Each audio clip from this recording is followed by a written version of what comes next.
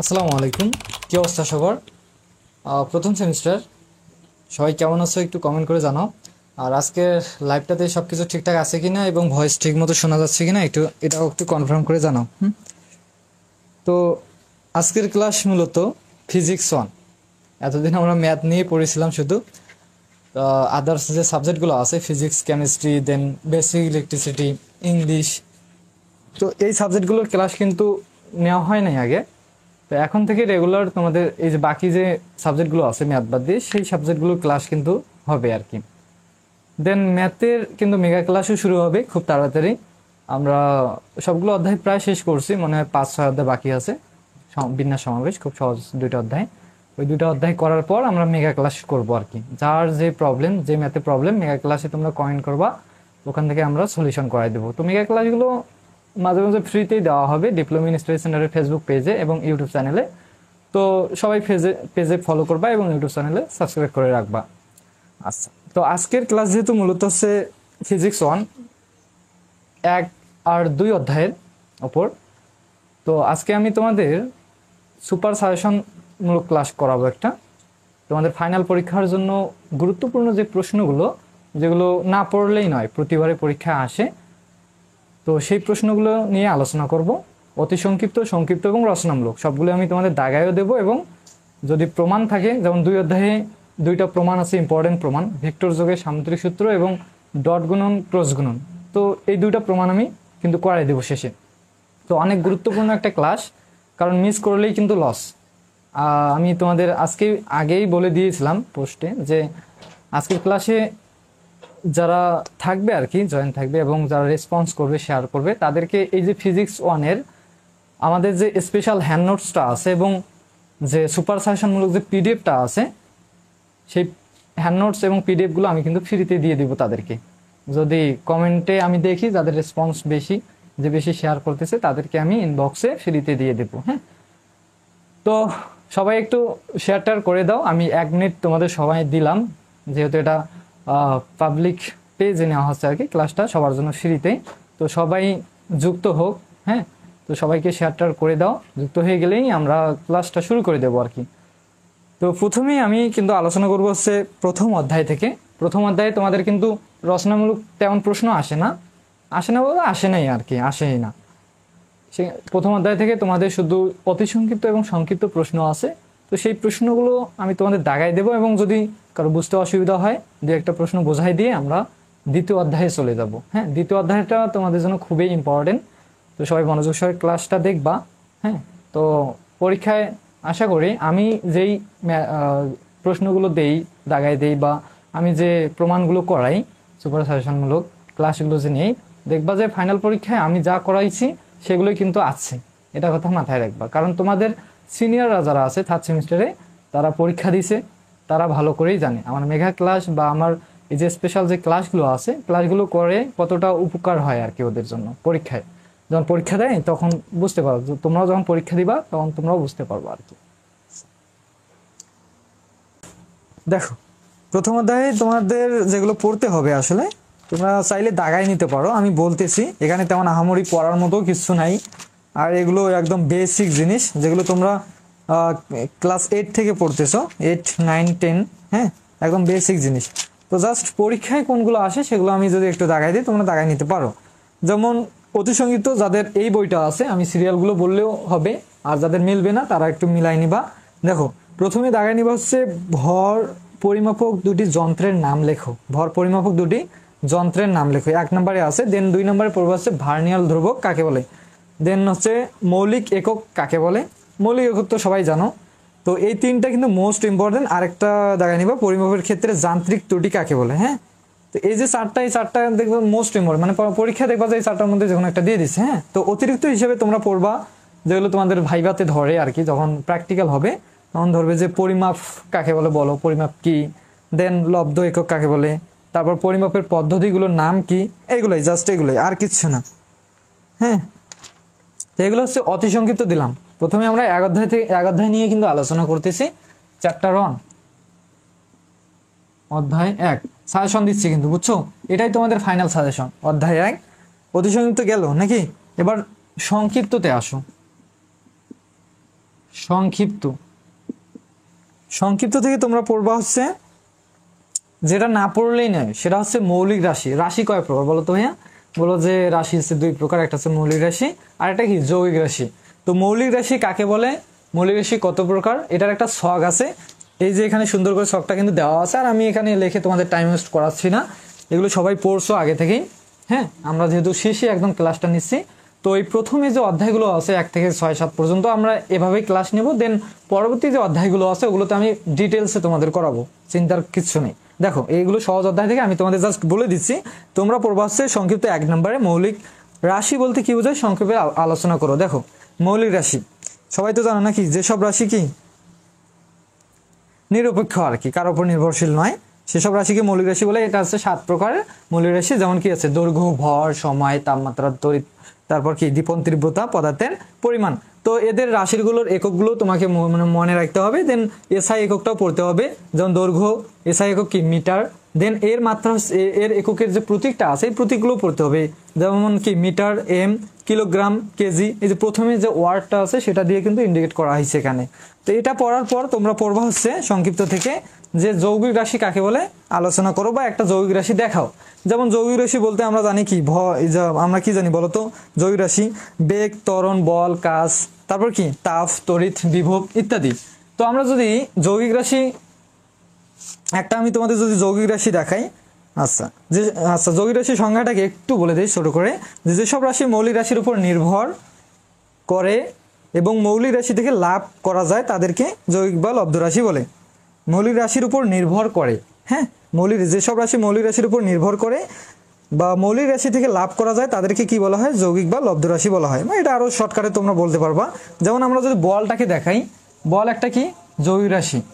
তো বলকে ভাঙলে কিন্তু তুমি একাধিক রাশি পাবা, সেটা হচ্ছে বলকে ভাঙলে তোমরা কি পাও বলো তো, ভর ইন্টু ত্বরণ। বলবো যে ভাইয়া বল আমরা জানি কি ভর ইন্টু ত্বরণ, ভর এবং ত্বরণের গুণফলকে কি বলা হয় ভাইয়া, বল, ত্বরণ।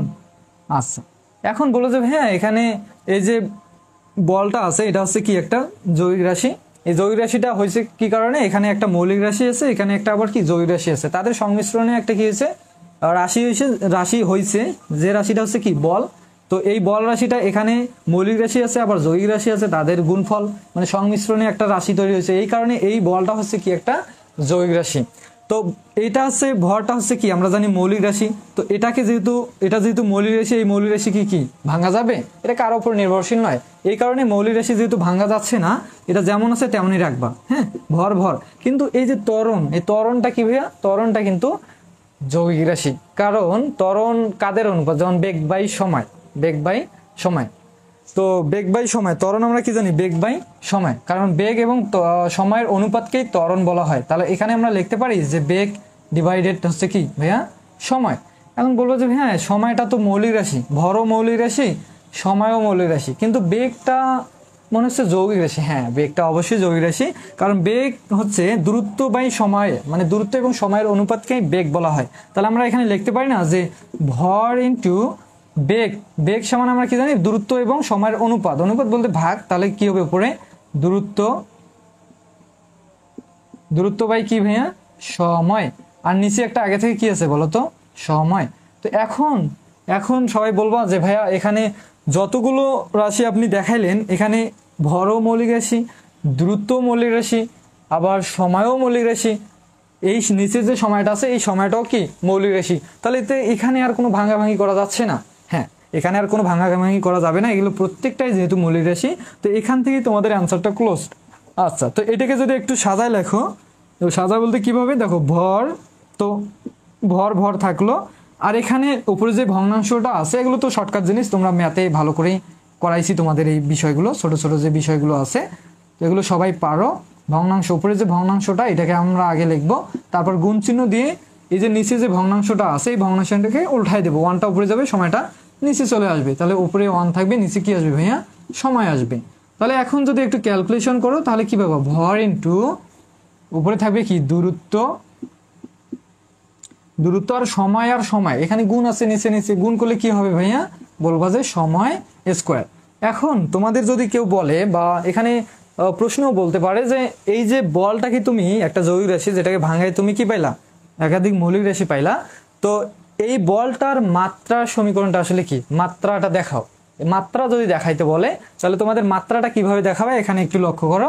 বলের মাত্রা তোমাদের মুখস্থ করারও দরকার নাই, তোমরা যারা এই জিনিসটা বুঝছো, তো এখানে জাস্ট ভরের যে মাত্রাটা আছে, দূরত্বের যে মাত্রাটা আছে এবং সময়ের যে মাত্রাটা আছে, এই মাত্রাগুলো বসাই দিলে একাধিক করে যে মাত্রাটা পাবো সেটা হচ্ছে কি ভাইয়া, বলের মাত্রা। তো ভরের মাত্রা কি ভাইয়া, বলবো যে এম। আমরা কি জানি মৌলিক রাশি যে ছকটা আছে ওখানে থেকে আমরা পড়ছি ভরের মাত্রা কি এম। আচ্ছা, এখন কথা হচ্ছে ভাইয়া এই যে দূরত্বের মাত্রা কি, বলবো যে ভাইয়া এল লেন্থ। আর সময়ের মাত্রা কি টি।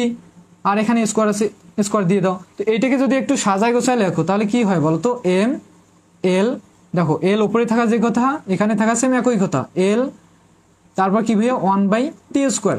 এখন বলবা যে ভাইয়া এটাকে তো আমরা আরো একভাবে লিখতে পারি, সেটা হচ্ছে কি এই টি ইনভার্স t⁻², তো t² আর কি। তো এটাকে আমরা লিখতে পারি t⁻²। হ্যাঁ, এটাকে অবশ্যই লেখা যায়, কারণ আমরা জানি যে 1/t মানে কি t⁻1, কারণ এখানে t এর পাওয়ার 1 থাকে। তাহলে যদি এখানে t এর পাওয়ার 2 দেই তাহলে এখানে পাওয়ার কি হবে, 2 হবে। এই কারণে এই জিনিসটাকে, এগুলো ম্যাথের জিনিস, এগুলো তোমরা পারো সবাই যারা আমার ম্যাথ ক্লাস দেখছো, এই ছোট ছোট জিনিসগুলো কিন্তু আমি শিখাইছি। তো এই 1/t² আমরা লিখতে পারি t⁻²। তো এটাই হচ্ছে কি ভাইয়া বলের কি মাত্রা। তো আশা করি এই এক অধ্যায়ের যা যা ছিল এগুলো ক্লিয়ার হয়ে গেল। তো এই এক অধ্যায় থেকে আরো সংক্ষিপ্ত আর কি পড়বা, তাহলে জাস্ট তোমরা এখানে এককের যে মাত্রার সমূহগুলো আছে, এদের যে উদাহরণগুলো দেওয়া আছে এগুলো একটু পড়ে নিবা। যাদের হক বই তারা 14 নম্বরে দেখবা, এখানে দেখো বেগের মাত্রাটা পড়বা। যদিও তোমরা বাইর করতে পারবা বেগের মাত্রা, ভাঙায় বাইর করতে পারবা, তারপরেও তোমরা এখানে শর্টকাট ভাবে মনে রাখার ট্রাই করবা, মুখস্থ রাখার একটু ট্রাই করবা, কারণ পরীক্ষার সময় হুট করে এত কিছু ভাঙে আবার বাইর করাতে একটু সময় লাগে। হ্যাঁ, যদি মুখস্থ থাকে তাহলে তোমরা খুব সহজে বসাইতে পারো, কারণ এগুলো তোমাদের 2 মার্কের জন্য অতি সংক্ষিপ্ত দিয়ে থাকে আর কি। তো যেমন বেগ LT⁻1, ত্বরণ LT⁻2, আয়ত কি L3, আয়ত বলতে ওটা সবাই বুঝতেছে, ওটা সবার মনে থাকবে। বল MLT⁻2, দেন কি ক্ষমতা ML²T⁻3। তো এই যে কয়েকটা আছে এই কয়েকটা সুন্দর করে পড়বা। হ্যাঁ, তো এগুলোই ছিল তোমাদের কি ভাইয়া এক অধ্যায়। আর রচনামূলক, এখান থেকে রচনামূলক আসে না। তারপর যদি বলো যে ভাইয়া আমরা একটু বেশি পড়তে পছন্দ করি, তাদের জন্য রচনামূলক 1 নাম্বারটা পড়বা, সেটা হচ্ছে পদার্থবিজ্ঞান ও প্রযুক্তিগত জ্ঞানের জগৎ সম্পর্কে আলোচনা করো। এটা আর আমরি তেমন কি বলতো, তো জাস্ট রিডিং পড়বা, 2-1 করে রাখে দিবা, আর আসবে না, যদি আসে দিয়ে দিও, সমস্যা নেই। এবার আমরা যাব দ্বিতীয় অধ্যায়ে। বলো যে 1 অধ্যায় ক্লিয়ার, সবাই বলো 1 অধ্যায় ক্লিয়ার। এখন আমরা যাবো দ্বিতীয় অধ্যায়ে। আচ্ছা দেখো, আমরা এখন দ্বিতীয় অধ্যায়ে চলে যাই, 1 অধ্যায় আমাদের শেষ। তো দ্বিতীয় অধ্যায়ে তোমাদের ভেক্টর নিয়ে আলোচনা আছে। তো ভেক্টর নিয়ে কিন্তু তোমাদের বিস্তারিত পড়তে হবে, যদি এখন আমরা একটা মেগা ক্লাসে আছি, এখন তো তোমাদের বিস্তারিত পড়ার সময় নাই। হ্যাঁ, তো যারা এডমিশনে যাবা তাদেরকে বলতেছি, তোমরা ওই যে এসএসসির বইগুলো কালেক্ট করে সেখান থেকে ভিক্টর অধ্যায়টাও ভালো করে পড়ে নিবা। আচ্ছা, তো এখানে তোমাদের ডিপ্লোমাতে যে জিনিসগুলো আসে সেই জিনিসগুলো নিয়ে আমরা আলোচনা করব। তো এখান থেকে তোমরা আগে দাগায় নাও অতি সংক্ষিপ্ত। তো যারা আমাদের কাছে পড়ো এবং যাদের কাছে পিডিএফটা আছে তারা তো ওগুলো পাইছো, সমস্যা নেই। আর যারা নতুন অন্য কেউ দেখতেছো আমাদের এখানে, তো তাদের উদ্দেশ্যে আমি বলতেছি প্রশ্নগুলো তোমরা একটু দাগায় নিতে পারো। যেমন অতি সংক্ষিপ্ত থেকে পড়বা হচ্ছে 1, 2, 3, 4, 5। যেমন 1 আছে বেগের ত্রিভুজ সূত্র, 2 আছে একক ভেক্টর কাকে বলে, তারপর আছে অবস্থান ভেক্টর কাকে বলে। হ্যাঁ, তারপর একটা ম্যাথ দেওয়া আছে, এই ম্যাথটা একটু বুঝাই দিই। 4 নম্বরে অতি সংক্ষিপ্ত এটা কিন্তু 22-23 সালে আসছিল। হ্যাঁ, যদিও আমরা প্রমাণটা এখনো করিনি, তারপর আগে আমি ম্যাথটা করাই দিছি, খুবই সহজ। এই ডট গুণন ক্রস গুণনের প্রমাণ আমরা কিন্তু শেষে করব, -k ভেক্টর। তো দেখো এর মান নির্ণয় করতে বলছে, এই ভেক্টরটা দিয়ে কি বলছে, একাধিক একটা ভেক্টর যার মান নির্ণয় করতে বলছে, নির্ণয় করতে বলছে। এখন বলছে ভাইয়া এগুলো আবার কেমন জিনিস, এগুলো কেমন ম্যাথ বলো তো। তো দেখো, তো এই যে ভেক্টরটা যেটা দেওয়া আছে এটাকে একটা নামকরণ করে নিবা, এটা ধরে নিবা আগে। দেখো এই যে ভেক্টরগুলো আছে, এগুলো ভেক্টর যদি দেখো, যদি তোমাদের মান নির্ণয় করতে বলে, তো অবশ্যই এই ভেক্টরটাকে আগে ধরে নিবা, যে ধরি এ ভেক্টর। তো ভেক্টরের উপরে অবশ্যই কি একটা ক্যাপ চিহ্ন হয় বা অ্যারো চিহ্ন থাকে বা মোটা বোল্ড চিহ্ন থাকে, এগুলো তো ক্লাস 9-এই শিখছো তোমরা। হ্যাঁ, তো এখানে আমরা একটা অ্যারো চিহ্ন দেই, এই অ্যারো চিহ্ন দ্বারা বোঝাচ্ছে কি এটা একটা কি ভাইয়া ভেক্টর। আচ্ছা, 2i ক্যাপ, যে একক ভেক্টরগুলো আছে I cafe 3j cap minus k cafe. আচ্ছা, এটাকে ধরে নিলাম। হ্যাঁ, তো এখন এটা যেহেতু মান নির্ণয় করতে বলছে, তো মান নির্ণয় করার প্রসেসটা হচ্ছে, তোমরা একটু লক্ষ্য করবা, এখানে মান নির্ণয় বলতে এই যে ভেক্টরটাকে তোমরা একটা মডুলাস দিয়ে দিবা। কি নিবা ভাইয়া? একটা মডুলাস দিয়ে নিবা। তো মডুলাসটা দেওয়ার মানে হচ্ছে এই ভেক্টরটাকে তুমি যেমন আমরা তোমাদের একটা ছোটখাটো উদাহরণ দিই যে আমরা দ্বিতীয় অধ্যায়ে ম্যাট্রিক্স করেছিলাম। ম্যাট্রিক্সের ক্ষেত্রে আমরা কিন্তু মান নির্ণয় করতে পারি না, একটা ম্যাট্রিক্সের ক্ষেত্রে কখনো আমরা কিন্তু মান নির্ণয় করতে পারি না। তো ম্যাট্রিক্সে যখন র্যাঙ্ক নির্ণয় করতে যাও তখন তোমাকে ম্যাট্রিক্সটাকে নির্ণয়কে রূপান্তর করতে হয়। তো নির্ণয়কে রূপান্তর করার জন্য জাস্ট একটা আমরা এদিকে একটা মডুলাস দিয়ে দিই, তখন এই যে ম্যাট্রিক্সের যে চিহ্নটা থার্ড ব্র্যাকেট, এই ব্র্যাকেটটাও পরিবর্তন হয়ে খাড়া বন্ধনীতে হয়ে যায়, তখন এটা নির্ণয়কে রূপান্তর হয়, তখন আমরা মানটা নির্ণয় করতে পারি। সেম ভাবে এই ভেক্টরটারও কিন্তু মান নির্ণয় করতে পারবা না তুমি, জাস্ট তোমার একটা কাজ করতে হবে, সেটা হচ্ছে মডুলাস দিবা। মডুলাস দেওয়ার ফলে তোমার এই ভেক্টরটাকে তখন তুমি খুব ইজিলি মান নির্ণয় করতে পারবা। তো মান নির্ণয় করার প্রসেসটা হচ্ছে আগে একটা রুট দিবা, দেওয়ার পর এখানে যে ভেক্টরগুলো আছে আই জে কে, তাদের যে সহগগুলো আছে সহগের বর্গের যোগফল। রুটটা দেওয়ার পর এখানে যে ভেক্টরগুলো আছে আই জে কে, তাদের সহগের বর্গের যোগফল। এখন বলো তো আই এর সহগ কত? বলবো যে 2, তো 2 এর কি বর্গ, তারপর হচ্ছে যোগফল, তারপর এই জে সহগ কত? 3 এর বর্গ, তারপর হচ্ছে যোগফল, কে এর সহগ কত? -1, তাহলে -1, তারপর কি হোল স্কয়ার। তো এখন এটাকে ক্যালকুলেশন করলে হবে এখানে 4, এখানে হবে কত? 9, আর এখানে হবে 1, তাহলে এখানে আসতেছে 10 আর 14, তাহলে √14। এটা হচ্ছে কি ভাইয়া? মান। এটা হচ্ছে তোমাদের কি? এটা হচ্ছে অ্যান্সার। আশা করি এই জিনিসটাও ক্লিয়ার। আচ্ছা, তো এখন এটা গেল। দেন এরকম আরো একটা ম্যাথ দেওয়া আছে তোমাদের বাসার কাজ দিয়ে আমি 5 নম্বরে, তোমরা এখান থেকে লিখে নাও। 5 নম্বর অতি সংযুক্ত 3i cap plus 3j cap minus k cap এর মান নির্ণয় করো। এটা তোমাদের বাসার কাজ, ওই সেম প্রসেস, ওই প্রসেস দিয়েই করবা, মান নির্ণয় করো। এটা তোমাদের বাসার কাজ। এগুলোই ছিল ভাইয়া অতি সংক্ষিপ্ত। আচ্ছা, তো এবার বলো যে ভাইয়া সংক্ষিপ্ত কি পড়বো? তো তার আগে আরেকটা অতি সংক্ষিপ্ত দেখাই দিই, সেটা হচ্ছে স্কেলার গুণন। দুটি কি আছে দেখি প্রশ্নটা, এটা হচ্ছে দুটি ভেক্টর রাশির মান কখন সর্বনিম্ন হয়?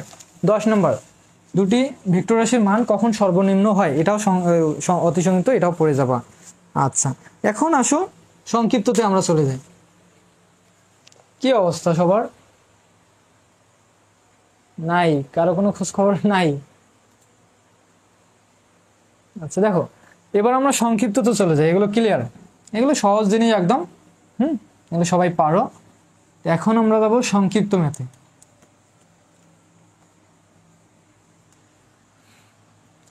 তোমরা একটু শেয়ারটার করে দাও গ্রুপগুলোতে। আচ্ছা, তো সংক্ষিপ্ত থেকে তোমাদের যেটা আছে সেগুলো হচ্ছে 1 নম্বরে পড়বা হচ্ছে ভেক্টর রাশি ও স্কেলার রাশির মধ্যে পার্থক্য। এগুলো লিখে দিয়ে আর টাইম নষ্ট করতেছি না, পার্থক্যটা পড়বা। যেমন স্কেলার রাশি কাকে বলে, ভেক্টর রাশি কাকে বলে, এই পার্থক্যটা পড়বা। তারপর 2 নম্বরে পড়বা হচ্ছে ভেক্টর রাশি বলতে কি বোঝায়, 3 নম্বর আছে স্কেলার রাশি বলতে কি বোঝায়। পার্থক্য পড়লে ওগুলো পড়া লাগবে না। তো সংক্ষিপ্ত এগুলোই ছিল, এগুলো শেষ। এখন আমরা রচনাতে চলে যাব। রচনাতে তোমাদের আছে ভেক্টর যোগের সামুদ্রিক সূত্র। সামুদ্রিক সূত্রটি লেখো এবং লব্ধির মান ও দিক প্রতিষ্ঠা করো। ভেক্টর যোগের সামুদ্রিক সূত্র লেখো। এবার আমরা রচনাতে চলে যাব। রচনা, এই রচনাগুলো করলেই শেষ। ভেক্টর যোগের সামুদ্রিক সূত্র, ভেক্টর যোগের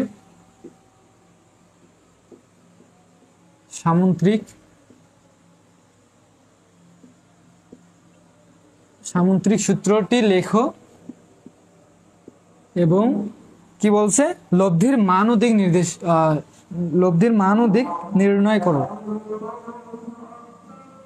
লব্ধির মান ও দিক নির্ণয় করো। লব্ধির মান ও দিক নির্ণয় করো। আচ্ছা, এই প্রমাণটা কিন্তু অনেক আসার চান্স অনেক বেশি, কারণ আগের বার মনে হয় আসে নাই, এবার আসার সম্ভাবনা অনেক বেশি হয়। এই প্রমাণ নয় ডট গুণন ক্রস গুণন। তো আগে আমরা এই প্রমাণটা করি, তারপর আমরা ডট গুণন ক্রস গুণন যাব। এখন যারা লাইভে যুক্ত আছো তোমরা বলো তো যে এই যে এখানে কি বলছে, ভেক্টর যোগের সামুদ্রিক সূত্র। এই ভেক্টরের সামুদ্রিক সূত্রের সংখ্যাটা বলতে পারবে কেউ? এখন লাইভে তো আছো, এখন কিভাবে তোমাদের ধরবো? আচ্ছা, সমস্যা নেই, আমি বলে দিচ্ছি।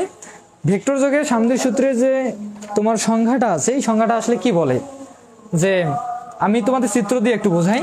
একটা বিন্দু হতে একটা যে কোনো একটা সামুদ্রিকের যে কোনো একটা সামুদ্রিকের কোনো একটা সামুদ্রিকের যে কোনো একটা কৌণিক বিন্দু হতে, সামুদ্রিকের কৌণিক বিন্দু বলতে কি ভাইয়া, এই যে কোণ বরাবর যে বিন্দুগুলো আছে এগুলোকে বলা হয় কৌণিক বিন্দু। তো সাপোজ আমি এই কৌণিক বিন্দুটার চিন্তা করলাম যে একটা সামুদ্রিকের কোনো একটা কৌণিক বিন্দু হতে যদি দুইটি ভেক্টর রাশি, এইদিকে একটা ভেক্টর রাশি কৌণিক বিন্দু, এইদিকে একটা ভেক্টর রাশি এবং এইদিকে একটা ভেক্টর রাশি, হ্যাঁ, আলফা ডিগ্রি কোণে ক্রিয়া করে, তাহলে এই বিন্দু হতে অঙ্কিত যে সামুদ্রিকটা আমরা পাবো, এই বিন্দু হতে অঙ্কিত সামুদ্রিকটা যে আমরা পাবো, সেই সামুদ্রিকের এই যে বিন্দুটা থেকে নিচে সেই বিন্দুর যে কর্ণটা, এই কর্ণটাই এই দুইটা ভেক্টরের লব্ধির মান ও দিক নির্দেশ করবে। সংজ্ঞাটা এইভাবে বললেই কিন্তু একুরেট, আর কিছু বলা লাগবে না। হ্যাঁ, তো দেখো আমরা আগে সামুদ্রিকটা অঙ্কন করে নেই এখান থেকে। তো আগে আমি তোমাদের এই যে বাহুটা নিছো বা এই যে ভেক্টরটা নিছো, এই ভেক্টরটা একটা নাম দেই, মনে করো এই ভেক্টরটা হচ্ছে পি ভেক্টর। তো ভেক্টরের উপরে অবশ্যই একটা অ্যারো চিহ্ন দিবা, নাহলে কিন্তু বুঝতে অসুবিধা হবে। আর এইটা হচ্ছে কি ভাইয়া, কিউ ভেক্টর। এই দুটো ভেক্টর সামুদ্রিক, যদি আমরা এই বিন্দু হতে একটা সামুদ্রিক অঙ্কন করি, তো দেখো একটা কি হলো ভাইয়া, এখানে একটা সামুদ্রিক তৈরি হয়ে গেল। হ্যাঁ, তো সামুদ্রিক তো সবাই চেনো। তো কথা হচ্ছে ভাইয়া, এই সামুদ্রিকের যে বিন্দু হতে যে দুইটা ভেক্টর দুই দিকে ক্রিয়া করতেছে একই সময়ে ক্রিয়ারত দুইটি ভেক্টর রাশি দেখো ক্রিয়া করতেছে। তো ওই বিন্দু হতে সামুদ্রিকের যে কর্ণ তো সবাই আশা করি চেনো, যে কর্ণটা আছে সেই কর্ণটাই এই দুইটি ভেক্টরের মান ও দিক নির্দেশ করে, লব্ধির মান ও দিক নির্দেশ করবে। লব্ধি বলতে কি ভাইয়া, এই দুইটা ভেক্টরের যে মাঝ বরাবর, মনে করো আমাকে একজন এই দিকে টানতেছে, একজন এই দিকে টানতেছে, এইভাবে টানতেছে, এখন সমান মানে একই সময়ে ক্রিয়ারত, মানে কি সমান বেগে আমাকে সমান বলে আমাকে কি করতেছে, দুইজন এই দিকে টানতেছে। তাহলে আমি কোন দিকে যাব বলো তো? আমি এর দিকেও যাব না, ওর দিকেও যাব না, আমি সোজা বরাবর যাব। তো আমি যে সোজা বরাবর যাব, যেদিকে যাব সেটা হচ্ছে কি ভাইয়া, ওই দুইটা বলের যে বলে টানতেছে ওই দুইটা বলের কি লব্ধি। তাহলে এই যে এইদিকে একজন ক্রিয়া করতেছে টানতেছে, এবং এইদিকে একজন ক্রিয়া করতেছে, পি বলে ক্রিয়া করতেছে, এই দিকে একজন কি কিউ বলে ক্রিয়া করতেছে, সমান বেগে একই সময়ে ক্রিয়ারত দুইটি বল, এটা কিন্তু সংজ্ঞায় আছে। তো দেখো একই সময়ে যেহেতু ক্রিয়া করতেছে, তার মানে এখানে এর যে লব্ধিটা আছে বা এই যে বিন্দুটা আছে, মনে করো এখানে আমি দাঁড়ায় আছি, আমাকে দুইজন দুই দিকে টানতেছে, আমি একদিকেও যাব না। হ্যাঁ, কোন দিকে যাব তাহলে? আমি মানে মাঝ বরাবর যাব। তো এই যে আমি মাঝ বরাবর গেলাম, এই যে এখানে যে বলটা কাজ করবে, তো এটাই হচ্ছে কি ভাইয়া লব্ধি বল। এটাই কি ভাইয়া লব্ধি বল, এটাকে আমরা আর দ্বারা প্রকাশ করলাম। লব্ধিকে অলওয়েজ কি দ্বারা প্রকাশ করা হয়? আর দ্বারা। তো এই যে লব্ধি বলটা আছে, এই লব্ধি বলের মান ও দিক আমাদের নির্ণয় করতে হবে। তো লব্ধি বলের মান ও দিক নির্ণয় করতে পারলেই তোমাদের কিন্তু প্রমাণটা শেষ। আর ওই মান ও দিকের যে প্রমাণটা আমরা পাবো, যে সূত্রগুলো পাবো, সেই সূত্রগুলো দিয়ে একাধিক ম্যাথ রয়েছে তোমাদের থার্ড সেমিস্টারে যারা সিভিল আছো এবং ফোর্থ সেমিস্টারে যারা পাওয়ার মেকানিক্যাল থাকবা, ইলেকট্রিক্যাল থার্ড সেমিস্টারে পাবা বা ফোর্থ সেমিস্টারে পাবা। এই যে প্রমাণটা করতেছে, এই প্রমাণটা ফোর্থ সেমিস্টারেও কিন্তু পাবা আর কি। তো এখন থেকে ভালো করে করো, ফোর্থ সেমিস্টারে অনেকটা এগিয়ে থাকবা। আচ্ছা,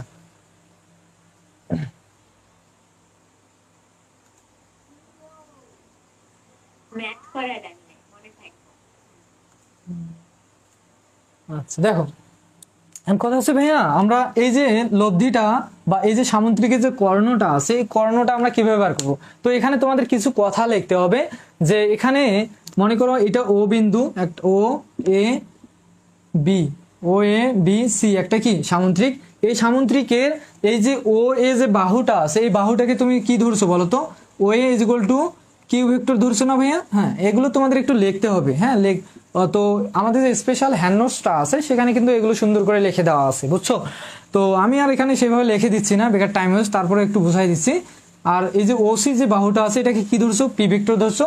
এবং এই যে কিউ ভেক্টর এবং পি ভেক্টর, এদের যোগফলটাই হচ্ছে কি ভাইয়া? R vector. Q vector plus p vector is equal to কি ভাইয়া? R vector. এটা হচ্ছে কি ভাইয়া? লব্ধি। তো এই আরটা দেখো তো কি, ও বি সমান সমান কি আর না? ও বি, এটাই হচ্ছে তো আর। তো এগুলো তোমরা লিখবা সুন্দর করে, এগুলো সুন্দর করে সাজিয়ে দেওয়া আছে, বুঝছো? ওখান থেকে লিখে নিবা। তো আমরা জাস্ট প্রমাণটা করব, এই যে কর্ণটা সামুদ্রিক, যদি সামুদ্রিক কল্পনা করো তাহলে আমাদের কর্ণটার ভ্যালু বার করতে হবে। আর যদি ভেক্টর কল্পনা করো, যেহেতু আমাদের ভেক্টরের ক্ষেত্রে বার করতে বলছে লব্ধির মান ও দিক, তাহলে আমরা এই ভেক্টরের ক্ষেত্রে আমরা যে লব্ধিটা আছে এই আরটা, এই আর এর ভ্যালু বার করবো এখন। তাও ওই ভেক্টর যদি চিন্তা করো ওভাবে কিন্তু তোমার প্রমাণটা করতে একটু অসুবিধা হবে, কারণ ওভাবে তোমরা ওইরকম কোনো ম্যাথই করো নাই। কিন্তু আমি যদি এই সামুদ্রিকটার ক্ষেত্রে কল্পনা করে এই কর্ণটা যেটা আছে এই কর্ণটা মানে ওবির ভ্যালুটা বাইর করি, বাইর করার পর ওবির জায়গায় আর বসাই দেবো, তাহলে তো হয়ে যাচ্ছে। এখন কথা হচ্ছে ভাইয়া আমরা এই সামুদ্রিকের যে কর্ণটা আছে এই কর্ণটার ভ্যালু কিভাবে বাইর করব।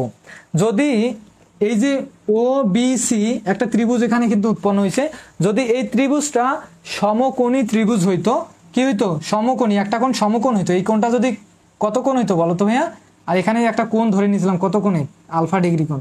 আচ্ছা দেখো যদি এই কোণটা সমকোণ হইতো তাহলে আমরা এটা তখন কি হইতো বলো তো অতিভুজ হইতো, আর এটা তখন ভূমি হইতো, এটা কি হইতো ভাইয়া লম্ব হইতো।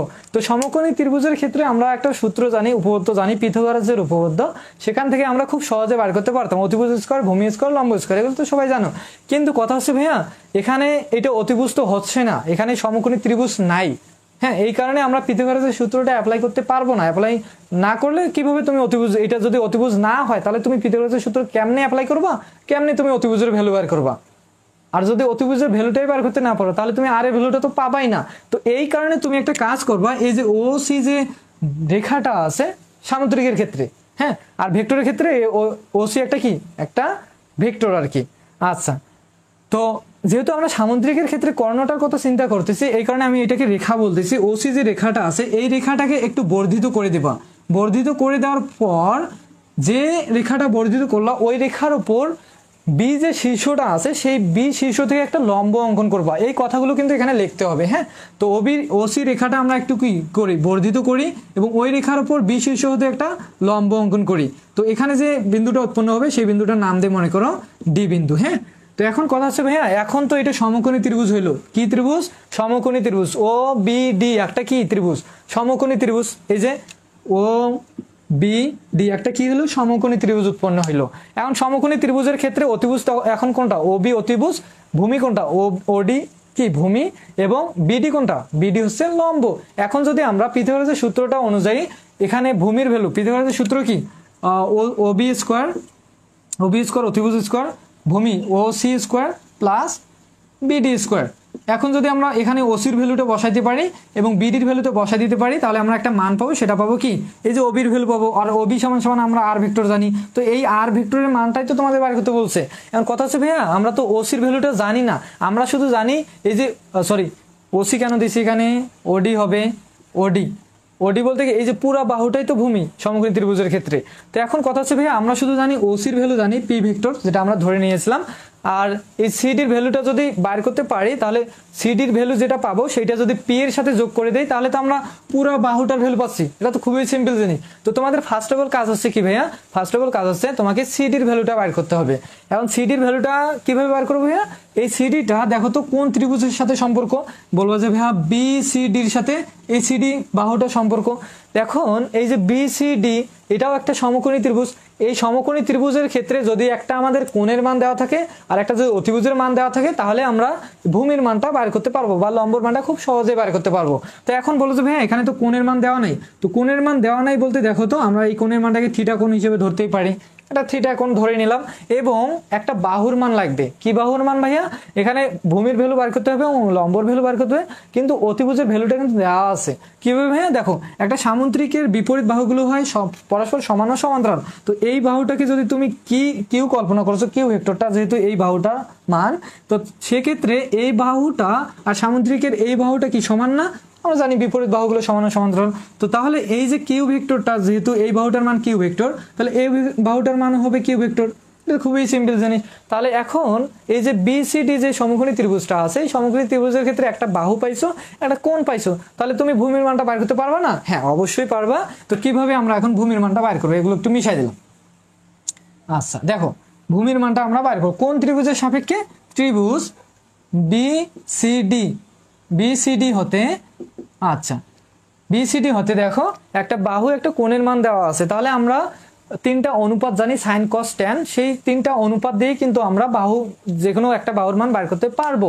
তো প্রথমে তোমরা দেখবা যেহেতু অতিভুজের মান দেওয়া আছে তুমি বাইর করবে ভূমির মান, তাহলে অতিভুজ আর ভূমি কোন অনুপাতের সাথে সম্পর্ক, বলবো যে ভাইয়া কস থিটা মনে হয় কবরে ভূদনিক ভূমি বাই অতিভুজ, তার মানে আমরা এখানে নিব কস কি থিটা, থিটার পরিবর্তে এখানে তোমরা কোনটা নিবে, এখানে কেন আমি আলফা থিটা কোণ দিলাম বলো দেখি, মিস্টেক হয়ে গেছে। তো এখানে যে কোণ উৎপন্ন হয়েছে, যে কোণটাকে তোমরা আলফা কোণে ধরে নিছো, মানে আলফা ডিগ্রি কোণে, আলফা কোণে দুইটা ভেক্টর কি করতেছে, দুই দিকে ক্রিয়া করতেছে। তো এই যে কোণটা যেহেতু আলফা কোণ, তাহলে এই কোণটা হবে কি, অবশ্যই আলফা কোণ হবে। তুমি যেখানেই কোণ অঙ্কন করো, এই কোণের মান যা হবে, এখানেও যদি তুমি কোণ উৎপন্ন করো, এখানে একটা সমকোণ উৎপন্ন করো, এই কোণটার মান কিন্তু সেম তাই হবে। তুমি এখানেও যে কোণটা উৎপন্ন করবা, কোণটার মান কি হবে, আলফা কোণেই হবে, আমরা এগুলো জানি। তো এই কোণটার মান যেহেতু আলফা কোণ, তাহলে এই কোণটার মান হবে কি, আলফা কোণ। তাহলে আমরা জানি যে cos θ = কবরে ভূদনের ভূমি বাই অতিভুজ। তো থিটা বলতে কি, একটা কোণের মান, যে ত্রিভুজটার সাপেক্ষে করতেছো সেই কোণটার মান। তো এই কোণটার মান কত বলো তো, থিটা নাকি আলফা? বলো যে ভাইয়া আলফা। তাহলে cos আলফা কবরে ভূদনে ভূমি বাই অতিভুজ, ভূমি কত বলো তো, ভূমি হচ্ছে সিডি, আর অতিভুজ কত বলো তো ভাইয়া, কিউ ভেক্টর। অতিভুজ কত, এই যে সিডিটাই, সিবিটাই তো হচ্ছে অতিভুজ, বা বিসিটাই তো হচ্ছে অতিভুজ, অতিভুজের মান হচ্ছে কি, কিউ ভেক্টর। আমি একবারে বসাই দিছি। তো তোমাকে কার ভ্যালু লাগবে, বলো যে ভাইয়া আমাদের তো সিডির ভ্যালুটা লাগতেছে বলে আমরা এটা ক্যালকুলেশন করতেছি। তাহলে তুমি সিডিটাকে রেখে দাও, এই কিউটা এইদিকে ভাগ আছে, এইদিকে পার করে দাও, তাহলে কি হয়ে যাবে, গুণ হয়ে যাবে। তাহলে কিউ ভেক্টর ইন্টু কি হবে, কস আলফা। এটা আমরা পাইলাম কি, এই যে সিডির ভ্যালুটা পাইছি। তো আমরা এখন এই যে ভূমির, পুরা ভূমির মানটা কিন্তু আমরা বাইর করে ফেললাম। কিভাবে ভাইয়া, পুরা ভূমিটা হচ্ছে যেহেতু, অতএব আমরা এখানে লিখতে পারি পুরা ভূমিটা হচ্ছে কি ওডি। তো ওডি ইকুয়াল টু আমরা লিখতে পারি ওসি প্লাস সিডি।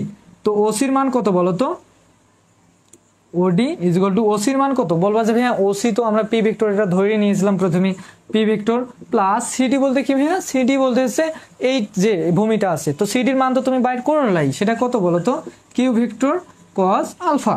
তো আমরা কিন্তু এই যে পুরো ভূমির ভ্যালুটা পেয়ে গেছি। তো পিথাগোরাসের সূত্র যখন অ্যাপ্লাই করব উপপাদ্যটি, তখন আমাদের ভূমির ভ্যালু লাগবে, দেন আমাদের লাগবে কি লম্বর ভ্যালু। লম্ব বলতে কোনটা ভাইয়া, লম্ব হচ্ছে বিডি। এখন বিডি কিভাবে বের করবে, বিডির মান তো জানো না।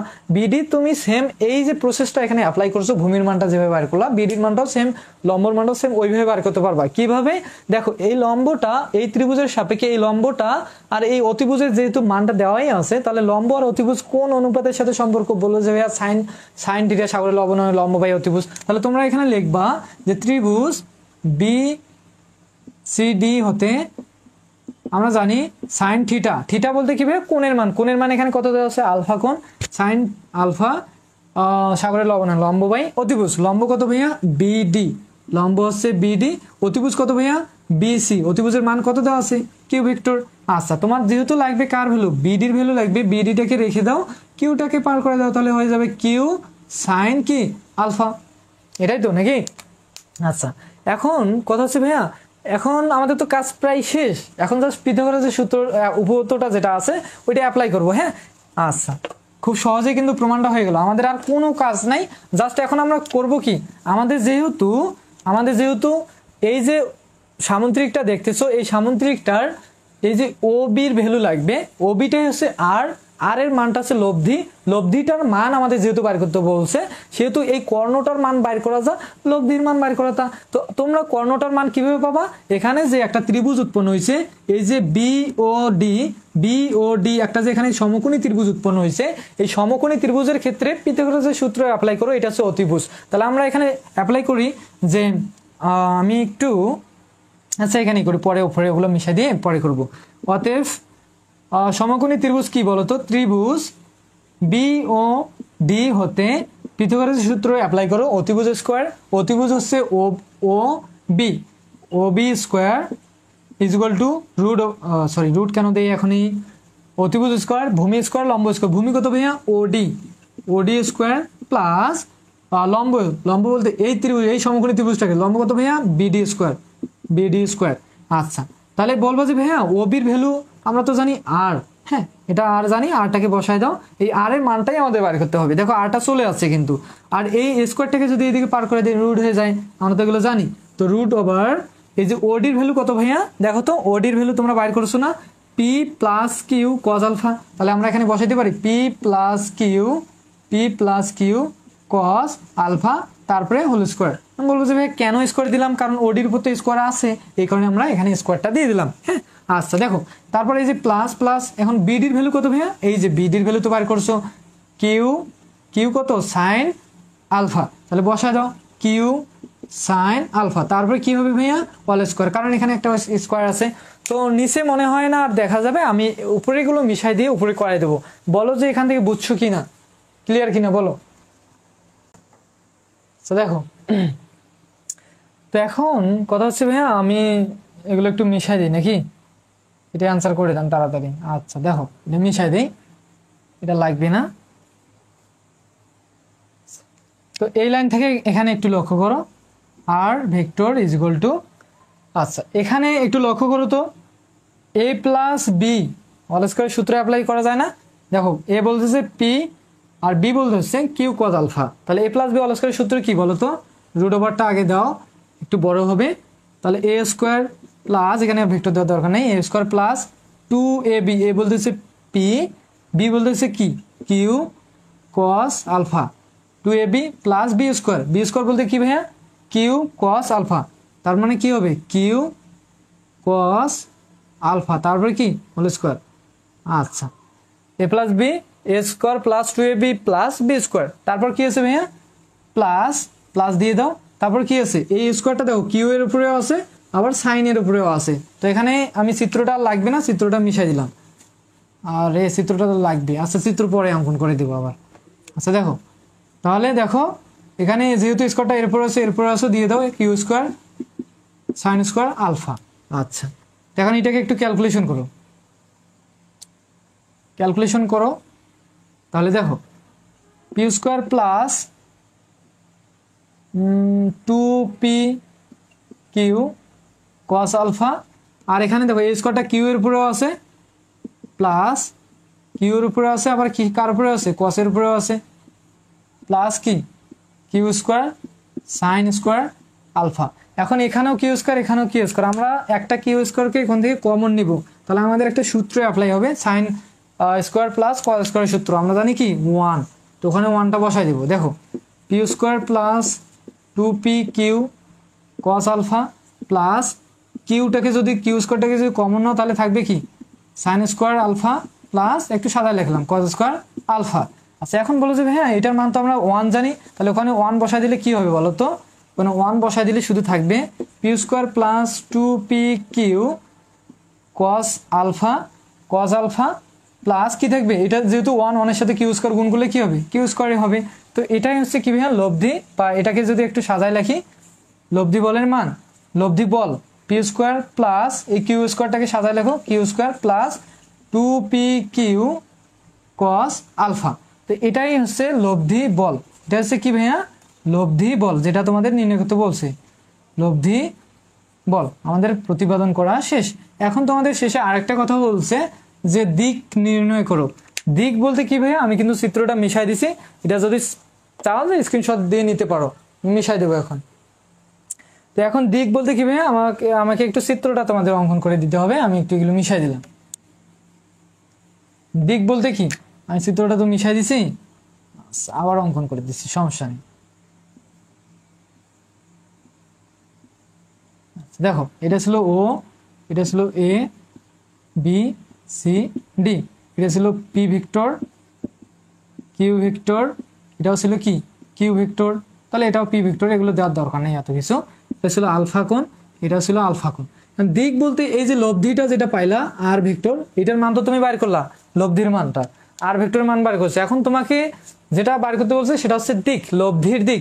এই লব্ধিটা কোন দিকে গেছে, এই দিকে ওই দিকে কোন দিকে, এখন বলো যে ভাইয়া এখানে একটা থিটা কোণ তৈরি করে নেন, আপনি একটা কোণ ধরে নেন, এখানে এই যে বি ও বি যে ও বি ডি যে ত্রিভুজটা এখানে আছে, এখানে হয় তুমি এখানে একটা, এখানে কিন্তু দুইটা ত্রিভুজ আছে, একটা আছে এখানে আর একটা আছে উপরে, তো তুমি যে কোনো একটা ত্রিভুজে একটা কোণ ধরে নাও, ধরো আমি এই কোণটাকে ধরে নিলাম, যদি কখনো কোনোভাবে এই কোণটার মান বার করতে পারি তাহলে অপর কোণটাও আমরা অটোমেটিক্যালি পেয়ে যাব। কিভাবে, এই যে টোটাল যে কোণটা আছে আলফা থেকে যদি থিটা কোণ বাদ দাও তাহলে তুমি যে কোণটা পাবা তাহলে পরবর্তী ওই কোণটাই হবে। তো এখন ওই কোণটার দরকার নাই, তোমরা যে কোনো একটা কোণের মান বার করো, তো আমি এই কোণটাকে ধরে নিলাম কি আর থিটা কোণ, এই থিটা কোণটার মান বার করতে পারলেই আমরা দিকটাও পেয়ে যাব। তো থিটা কোণের মানটা কিভাবে বার করবো ভাইয়া, আমরা এখানে যে তোমাদের যেহেতু কোণ আছে আর লব্ধি আছে, তো আমরা এখানে যদি ট্যান অনুপাতটা অ্যাপ্লাই করি, কারণ আমরা ট্যানের ক্ষেত্রে কি জানি ট্যান লম্বভূত লম্ব বাই ভূমি। লম্ব কত ভাইয়া? এই লম্ব হচ্ছে এইটা, আর ভূমি হচ্ছে এইটা। যেহেতু তুমি কোনটা এখানে নিছো, যদি তুমি কোনটা এখানে নিতা ওখানে কিন্তু লম্ব ভূমি পাইতা না, এই কারণে আমি কোনটা কিন্তু এখানে ধরে নেই নাই, নিচে কারণ আমাদের ভূমি আর লম্ব লাগবে। লম্ব দিয়ে আমরা এই যে অতিভুজটা যেটা আছে বা লব্ধি বল যেটা আছে, এটা কোন দিকে গেছে আমরা এটা খুব সহজে নির্ণয় করতে পারবো। তাহলে কিভাবে এখন লব্ধির দিকটা নির্ণয় করব? দেখো, লব্ধির দিক আমরা ট্যান অনুপাত নেব, ট্যান থিটা। এখন থিটা বলতে কোণের মান তো থিটাই ধরছো, তাহলে ট্যান থিটা যেগুলো আমরা কি জানি, লম্ব বাই ভূমি। এখন লম্ব কত ভাইয়া? লম্ব হচ্ছে BD, লম্ব হচ্ছে কি ভাইয়া? BD, লম্ব বাই কি ভূমি হচ্ছে কি ভাইয়া? OD, ভূমি হচ্ছে কি ভাইয়া? OD। এখন BD-র মান বসাও, OD-র মান বসাও, তাহলেই তো হয়ে যায়। তাহলে tan theta is equal to BD-র মান কত বার করেছিলাম আমরা? আমি তো এগুলো মিশাই দিছি। BD-র মান আমরা কত বার করেছিলাম? এখানে তো আমি পিছাও যাইতে পারবো না, আমি তো এগুলো মিশাই দিছি। BD-র মান মেবি আমরা হ্যাঁ এখানে সাইন অনুপাত নিয়েছিলাম না লম্বর ক্ষেত্রে, সাগরের লবণ অনেক, লম্ব যখন বাইরে সাইন অনুপাত নিয়েছিলাম, তার মানে আমরা পাইছিলাম হ্যাঁ আমরা পাইছিলাম কি জানো? সাইন অনুপাত যেহেতু নিয়েছিলাম, তার BD-র ভ্যালু ছিল কিউ সাইন আলফা। কি ছিল ভাইয়া? কিউ সাইন আলফা, BD-র মান। এটা তোমরা যারা নোট করছো তারা ওখান থেকে দেখে নিবা, কিউ সাইন আলফা। এবং OD-র মান কি ভাইয়া? OD-র মান হচ্ছে OC প্লাস CD। OC বলবো তো কি? OC বলবো যে ভাইয়া P ভেক্টর প্লাস CD। CD-র ভ্যালু কত? ভূমি cos থিটার সাথে সম্পর্ক ছিল, cos থিটা কবরের ভূত অনেক, তাহলে cos কবরের ভূত অনেক, ভূমি মানে অনেক, অতিভুজ আর ভূমি। তাহলে অতিভুজের মান ছিল কি? কিউ, আর অনুপাত কি নিয়েছিল? cos alpha. কোন হচ্ছে কি? আলফা। তো দেখছো আমি কিন্তু দেখো আমার কিন্তু মনেই নেই যে আমি কি বার করেছিলাম, কিন্তু তোমরা যদি এই ম্যাথগুলো করো একটু বুঝে তাহলে তুমি অটোমেটিক্যালি বুঝতেই পারবা ভূমির মানটা আসলে কত হতে পারে। হ্যাঁ, যারা 4th সেমিস্টার 5th সেমিস্টারে আসো বা তোমরা যখন উঠবা তখন তোমরা তোমাদের এত কিছু এই যে আমরা অনুপাত দিয়ে সূত্র দিয়ে বার করলাম ভূমির মানটা লম্বর মানটা, তখন অত কিছু কাহিনী করতে হবে না। তখন তোমরা এমনিতেই দেখলেই বুঝতে পারবা এই ভূমির মানটা কত হবে, লম্বর মানটা কত হবে। আচ্ছা, এটা হচ্ছে কি ভাইয়া? লব্ধির দিক। এটা হচ্ছে তোমাদের অ্যান্সার। তো তোমাদের যেটা চাইছিল এটা কিন্তু আমরা বাইর করে ফেলছি। আচ্ছা, তো এখন বলো তোমাদের রেসপন্স কম, এখন আমি কিভাবে তোমাদের যে আরো মানে এগোবো আর কি ক্লাসটা। তোমাদের আরো বাকি আছে, তোমাদের একটা ম্যাথ করাইতে চাইলাম ভেক্টরের 23 সালে আসছিল, এবং ডট গুণন ক্রস গুণনটাও তোমাদের করাইতে চাইলাম, যেটাও তোমাদের 22-23 সালে আসছিল। এখন তোমাদের এত রেসপন্স কম যে আমার নিজেরই এনার্জি নেই, বুঝছো। এখন আমি চাচ্ছি ক্লাসটা শেষ করে দিই। বর্তমানে যারা আছো বলো যে এটা বুঝছো কিনা। হ্যাঁ বলো, তোমরাই বলো এটা বুঝছো কিনা।